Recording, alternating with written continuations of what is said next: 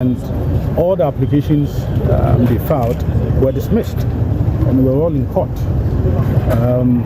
The judge gave, reasons, deep reasons, well researched reasons why all of these applications must be dismissed.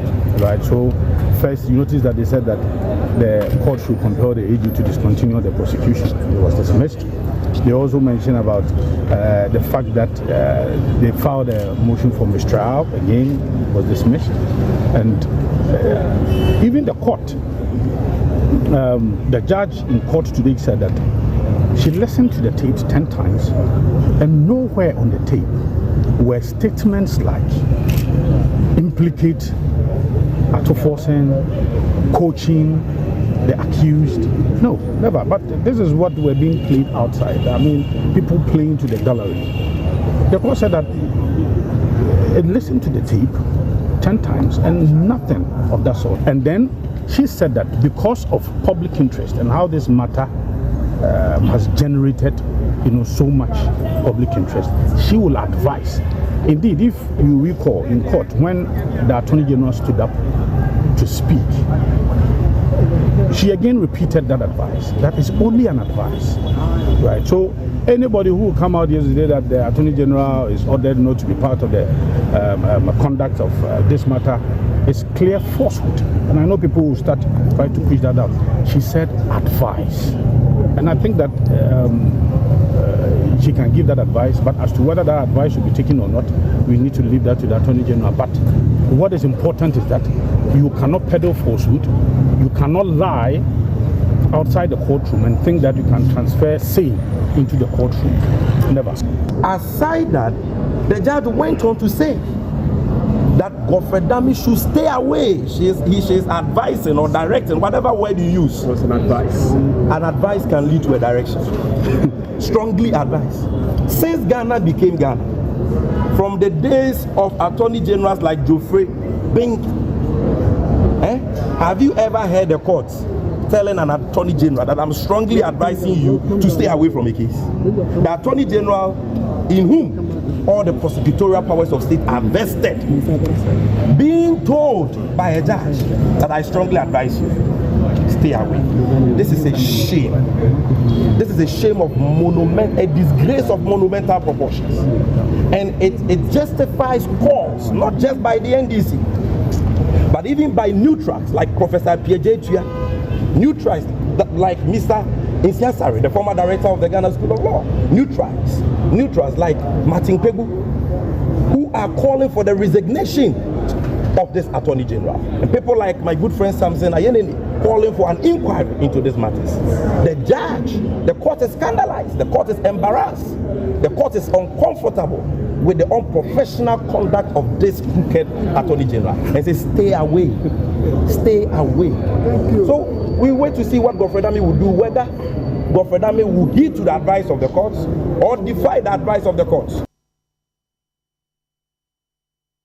Yami adma echna my Ghana ashishe se enua ewiase se de wiembobre ayeneti yenua ewu na esa na enwoma enkoyie efa ya home yensu nsem ho no yenua bi na ensan enfa obade bobre ademai ahase no ensamra na forestry commission dan nani edi ache Bema camp cluster of schools oni nkwala ho akwa okasa de okasa ema forestry commissioner Mame Joyce Ofori kwafo okire ohia se yebekirekire mabuna eba nkwala Ghana manyina ebesom na ekina dwumadi ekosoro bia de ne ho bajim na eduanua na obo ade atena ye no akoyi ede ama oman Ghana ma ene Bema camp cluster of schools yani mofra a ewa ha befa adwen yebekirekire won Green Ghana Day. The Green Ghana Day the wo ho nsem bre won. Ye kire won senia wodua nnua na Green Ghana Day kra ne fare by anything. Ye kire won na ye kire won hia ehia se won a woye mrante ne maba, woye mmerima ne mmea wano wodi won ho hye nnuaduam. If you say that should be no won na wo beba besi yen anan panyin se odupon tutu abrofri na esi na nen sam mo fra ya ye hu won na dache wo ba bedi yen ade won aba ba hye yan nem nti ehia se sabri a wo ye mofra no ye kire won ne ehia se wodua nnua nhia ehia sɛ wɔbɔ nnua ho bɔn na afei wɔntwa nnua ngu basabasa.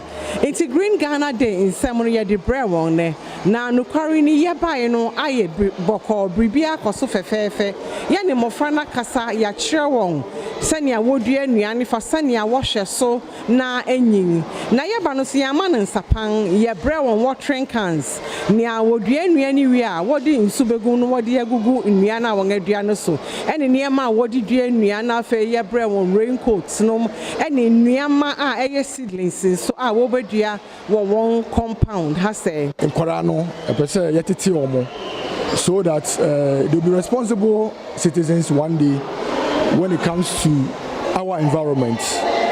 And personally, on behalf of the Ghana Armed Forces and the Ghana Armed Forces Education Unit, yes, sir, we are so much into greening of our environment. We make sure our environments are green and are healthy. That's why when you come to Bema Camp, you never see any rubber bag flying around. And our trees are green. And I'm also our schools now, in this thing. So that goes to tell us that Ghana has a future.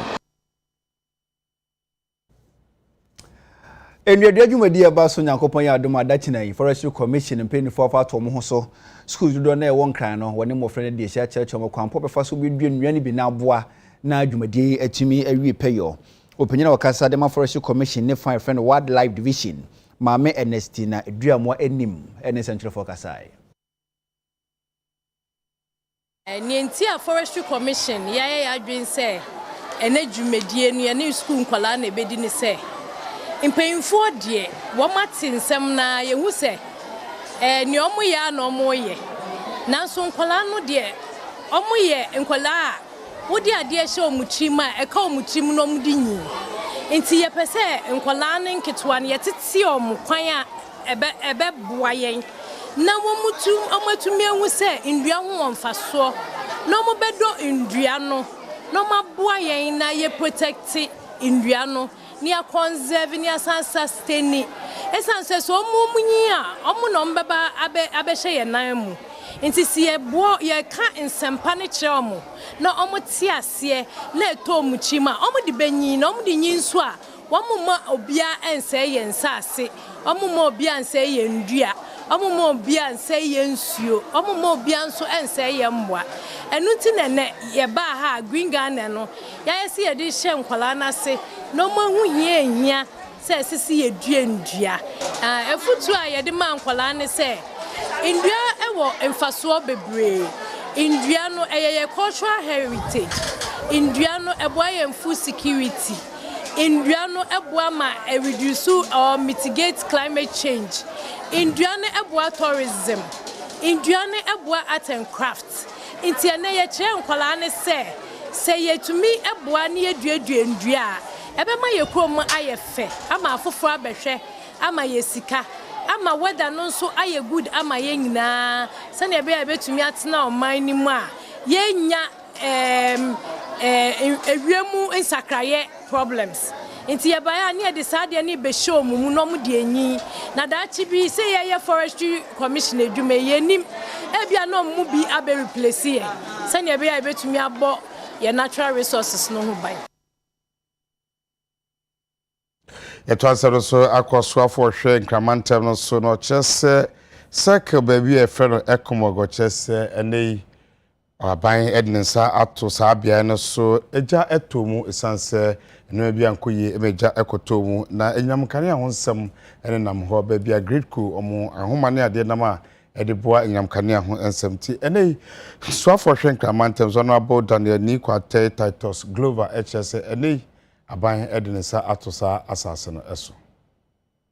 Anybody who comes here and try to build, we'll arrest him. I mean it, because we mean serious. This time we're not going to joke. That indiscipline, that recklessness that people go around the region doing, it's not going to allow. It is not going to happen. So this morning, I'm here to assure you that I want to protect you and the national asset around this place. And now, many vice president, here, our program is here, our teachers hall.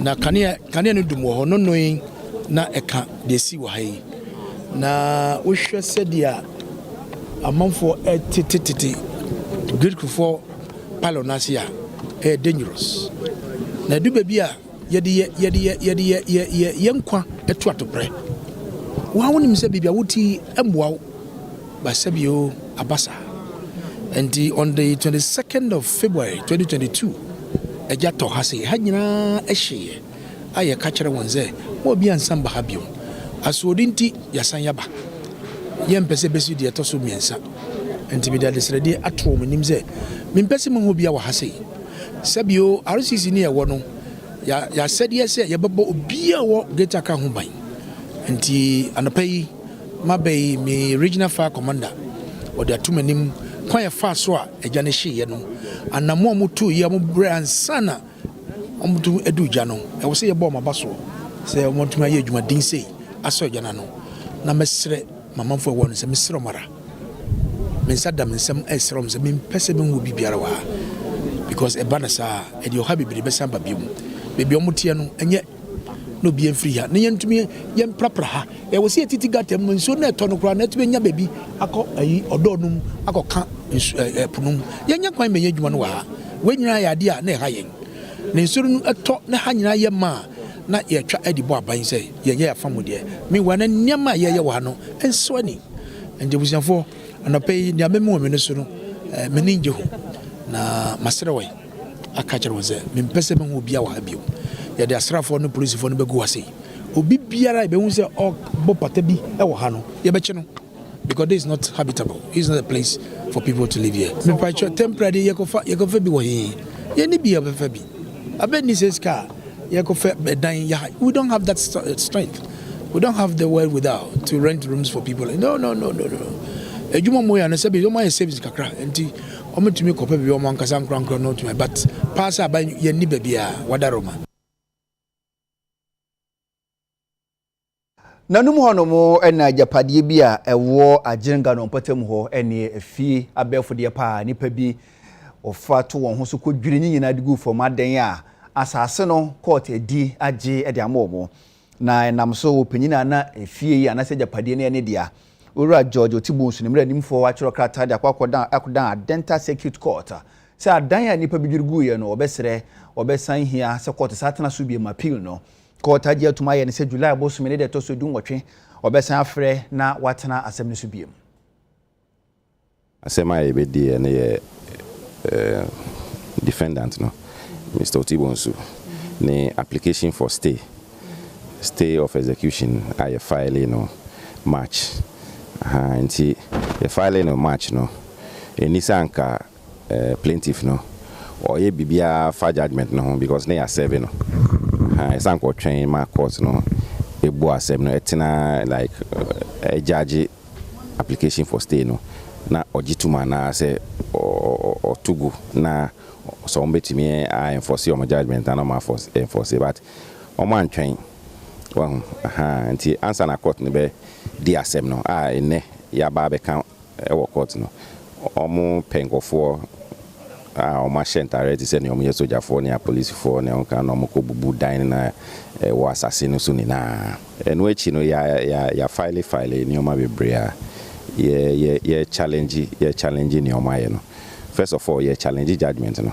any appeal na lawyer dada no file ye but ye hwe the way a case ni sikoye any notices a wo kan say omo survey lawyer ba ko no wanye ho adwuma na wo kan ho na emma ye engina so papa bia o dia say nti ya chance ni ya hwe na ya file application for judicial review ewo high court nti apart from that no ye say dan no mo ko bubu ye no so no enye court ni tumi no mo e ko bubu ye nti no so ya file for contempt sɛ na wa court any contempt no asɛm a yɛ kan na mo pɛsɛ anka yɛ fi affidavit no saa ne ɔma no na yɛ hwɛ sisi a no ene asɛm a yɛ kan yɛ ka kyerɛ court ne sɛ because of appeal na yɛ file no any judicial review any dan no mako bubu ne nti na yɛ sɛ court no yɛ de ne nsa to judgment no so na ɔmo twɛn mo nkɔ asase ne so ɔmo twɛn na appeal no nwie na case ne yɛ de akɔ high court no so nwie ansa na ombeye bibia na omaye ye hu hawa ebeko awie kasebo no asi yebegina we so na yetwe ho abaye ba animado any painful besim konwa na wadwendwen Ghana ho eni wa fidie ni mfiri ha na green Ghana eni green Ghana aha no enua dwumadi abeko so wochina no aha Mm. painful betena se na wadi ho nkomonti dua no nso ya na wabowura forest commission watena bi eben wo no akwaje odie na wadua na wahwe sonso amana nyini na emfaso abaso de amawo ene o my Ghana nyina yetwe ho abasisi a ye ba nkomotwetwe ebeto aso